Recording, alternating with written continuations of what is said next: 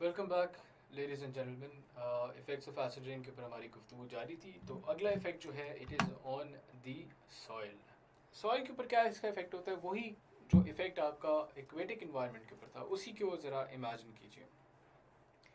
वही जो इफेक्ट आपकी फॉरेस्ट्री के ऊपर था, जो वेजिटेशन के ऊपर था, उसी की जो रूट कॉज है that is the soil pollution caused by acid rain. किस तरह से? Soil microbes and biological activity as well as soil chemical composition such as soil pH are damaged or reversed due to the effects of acid rain. बड़ा natural है। Acid rain वही बात acidic होती है nature में, जिस चीज़ के ऊपर भी टच करती है उसको एसिडिक इंक्लिनेशन की तरफ लेके जा रही होती है। Same applies to a soil as well. उसका इम्पैक्ट क्या होता है? सॉइल के अंदर जो माइक्रोबियल और बायोलॉजिकल एक्टिविटी होती है जो कि सॉइल को कंड्यूसिव बनाती है फॉर एग्रीकल्चरल एक्टिविटी, उस बायोलॉजिकल एक्टिविटी को और उन माइक्रोब्स को आपकी जो रिड्यूस्ड पीएच है, यानी पीएच का न्यूट्रलिटी से कम की तरफ जाना, यानी मोर एसिडिक होना, वो जो है आपकी बायोलॉजिकल एक्टिविटी को और आपके माइक्रोब्स को ख़राब करती है और उनको न्यूट्रलाइज कर देती है। And this is very problematic for the soil end of course consequently for the crops that grow, for the vegetation that is growing on the soil. Essentially कोई भी vegetation हो सकती है. So when acid rain seeps into the soil, it means higher pH in soil which damages or reverses soil biological and chemical activities. एक तो ये बात होगी।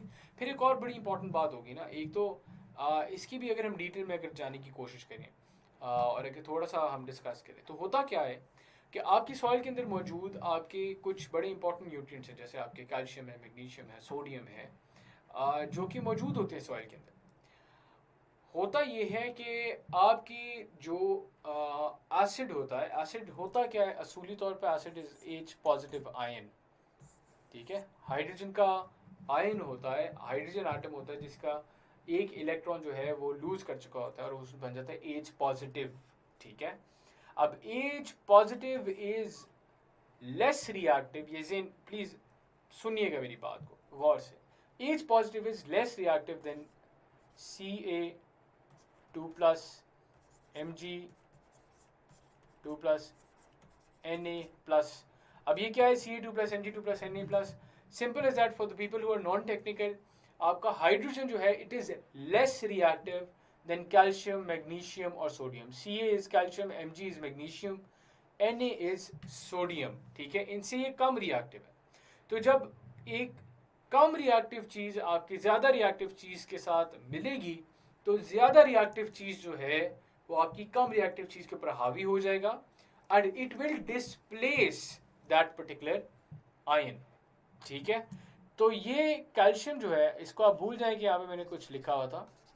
कैल्शियम जो है वो एच पॉजिटिव को वापस कन्वर्ट करेगा हाइड्रोजन में, प्रॉपर हाइड्रोजन में, और ये खुद एक आयोनिक फॉर्म में आ जाएगा and it will become 2 positive, calcium 2 positive. इसको थोड़ा क्लियर करके मैं चले आगे भी आपको दिखा दूंगा।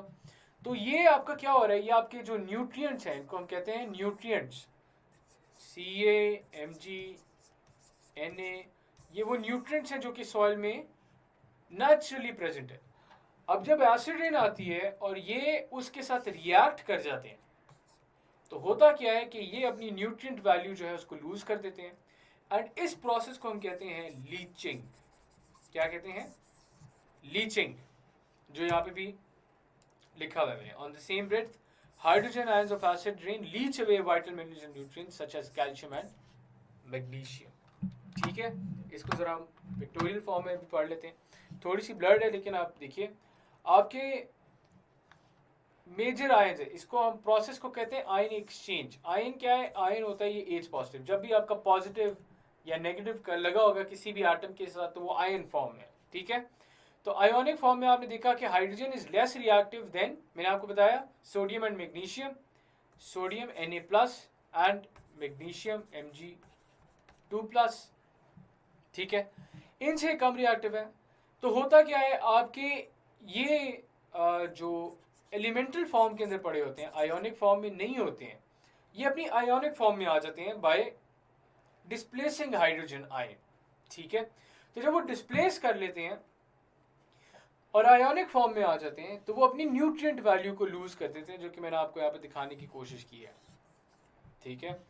और this ladies and gentleman becomes very problematic, क्योंकि सॉइल के लिए जिस यूटिलिटी का बायस थे सोडियम और मैग्नीशियम, वो फिर उस यूटिलिटी का बायस नहीं रहते।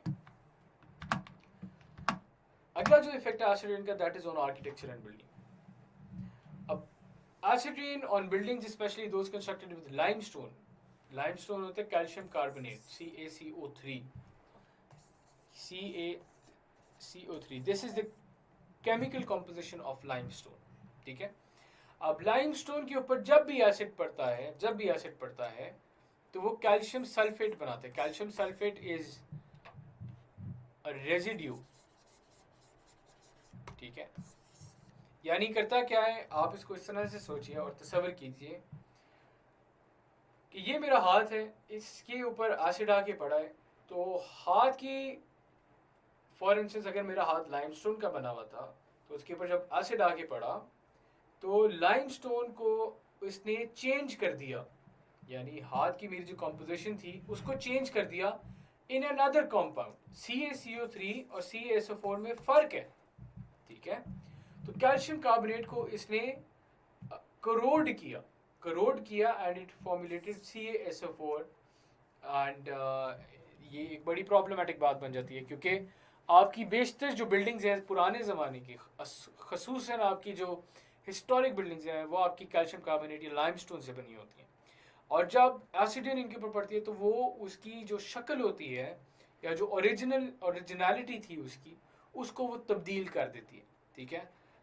केमिकली क्या हो रहा होता है, केमिकली ये हो रहा होता है, this is the chemical equation. Calcium carbonate H2SO4 जब रिएक्ट करता है तो कैल्शियम सल्फेट बनाता है, वाटर बनाता है और कार्बन डाइऑक्साइड बनाता है, ठीक है।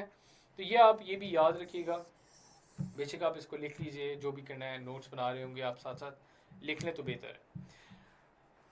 मिसाल ले लेते हैं, मैं आपको आगे पिक्चर्स भी दिखाता हूँ। तो असूली तौर पे हो ये रहा होता है कि आपके कैल्शियम कार्बोनेट के साथ रिएक्शन करता है और आपके ये कैल्शियम सल्फेट बना देता है, जो कि बड़ी प्रॉब्लमेटिक बात हो जाती है।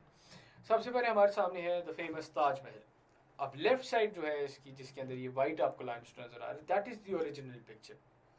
Due to excessive acid rain अब ताजमहल का कलर हमें चेंज होता हुआ नजर आ रहा है, and it is now more of yellowish, और इसके अंदर करोजन भी आपको बहुत ज़्यादा नज़र आ रही है। इसका जो स्ट्रक्चर है, इसका जो फेस ऑफ इट है, उसके अंदर जो ओरिजिनल टेक्सचर था वो तब्दील होता हुआ नज़र आ रहा है due to acid rain. All in all हम क्या कह रहे हैं, हम ये कह रहे हैं कि ताजमहल की जो ओरिजिनलिटी थी वो लूज़ होते हुए हम नज़र आ रही है। अगर इसमें अगर आप और आप देखें, अब ये देखें, ये स्टैचू ऑफ लिबर्टी का जो फेस है उसका क्लोजअप है। आप अगर इधर फोकस करें तो ये आपको नज़र आ रहा है, पानी की वजह से जब बारिश हुई, पानी पड़ा, उसके साथ जब ड्रेन होना शुरू हुआ, यहाँ पे आपको ये नज़र आ रही है, डेपोजिशन नज़र आ रही है, this is of calcium sulphate, ठीक है। और ये आपको इसके फेशियल फीचर्स के अंदर भी डिफॉर्मिटी आपको आहिस्ता आहिस्ता नज़र आ रही है, नज़र आएगी भी आगे भी। क्यों? Because of acid rain. Acid rain की वजह से ये प्रॉब्लम्स जो है बज़ाते ख़ुद हमें नज़र आती हैं। और ये तो मैंने सिर्फ 2 मिसालें दी हैं, आप इसके अलावा ये पुराने आप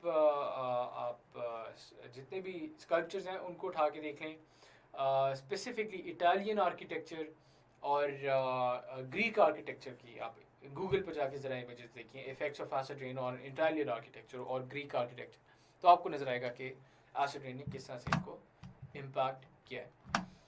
लास्ट हम इफेक्ट ऑफ एसिड रेन पढ़ लें। Last effect of acid rain is on public health. अब वो क्या है?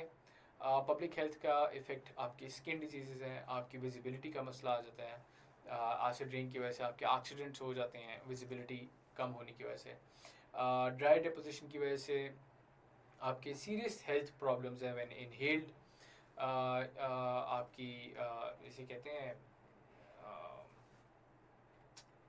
ENT के बड़े मसाइल आ जाते हैं, ईयर, नोज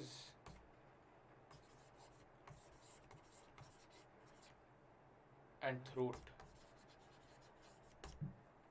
चले, throat, ear, nose and throat के बड़े मसाइल आ जाते हैं, ठीक है। और ख़ुसूसन हम देखते हैं कि जब ये इनहेल कर लिया जाए, ड्राई डिपोजिशन जब इनहेल कर लेते हैं तो ब्रोंकाइटिस का और एस्थमा का हमें इशू नज़र आता है, ठीक है। तो ये कुछ इश्यूज़ हैं पब्लिक हेल्थ के जो कि एसिड रेन की वजह से हम इसको लिंक कर सकते हैं। सो this ends the effects section of acid rain, impact section of acid rain.